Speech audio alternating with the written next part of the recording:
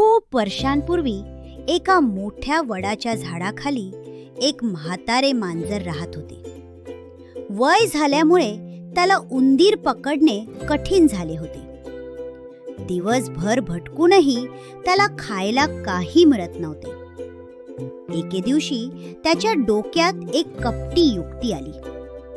तो नदीवर गेला, अंगाला राख फासली, गळ्यात तुळशीची माळ घातली आणि डोळे मिटून ध्यानाला बसला. जो कोणी तिकडून जाई त्याला तो म्हणे, राम राम, मी आता संन्यासी झालो आहे. हिंसा, राग, लोभ सगळं सोडलं आहे. आता मी फक्त देवाचं नाव घेतो. हे ऐकून पक्षी, ससे, खारी आणि उंदीर सगळेच आश्चर्यचकित झाले. उंदरांचा राजा मात्र म्हणाला, मांजर म्हणजे मांजरच. पण काही तरुण उंदीर म्हणाले, राजा, तुम्ही उगाच संशय घेत आहात. बघा ना, किती शांत बसले.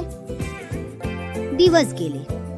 उंदीर रोज त्या मांजराजवळून निर्धास्त जाऊ लागले. मांजरही सुरुवातीला काही करत नसे. त्यामुळे सगळ्यांचा विश्वास बसला. एके संध्याकाळी शेवटचा उंदीर मागे राहिला.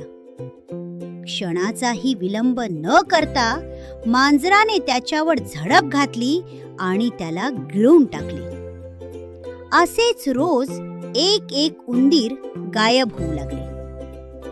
उंदरांच्या राजाला शंका आली. त्याने दुसऱ्या दिवशी दुरून लपून पाहिले. संध्याकाळ होताच मांजराने पुन्हा एका उंदरावर झडप घातली. राजा ओरडला, पळा, हा संन्यासी नाही, हा ढोंगी आहे. सगळे उंदीर जीव वाचून बिळात पडाले.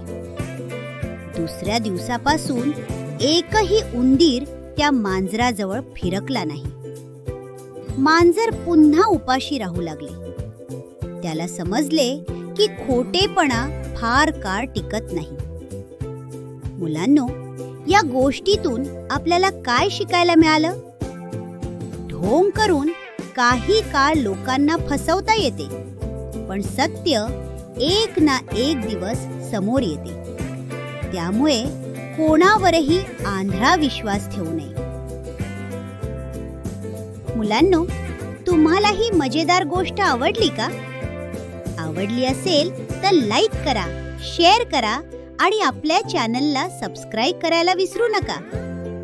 पुन्हा भेटूया अशाच भन्नाट गोष्टींसोबत. Bye bye.